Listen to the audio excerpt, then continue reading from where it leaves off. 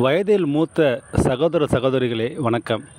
நீங்கள் உங்கள் இளம காலத்தில் எவ்வளவோ வேலைகளை அசால்ட்டாக நீங்கள் தன்னிச்சையாக நீங்கள் செஞ்சுருப்பீங்க. யாருடைய உதவி இல்லாமல் தானாக நீங்கள் செஞ்சுருப்பீங்க.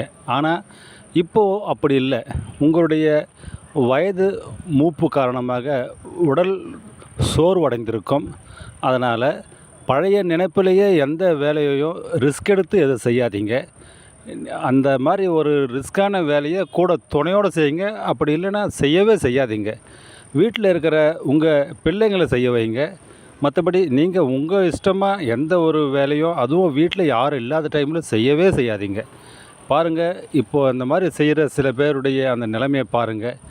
எப்படி கீழே விழுந்து அவங்களுடைய பின்மண்டையில் அடிபடுறத நீங்கள் பார்க்கலாம்.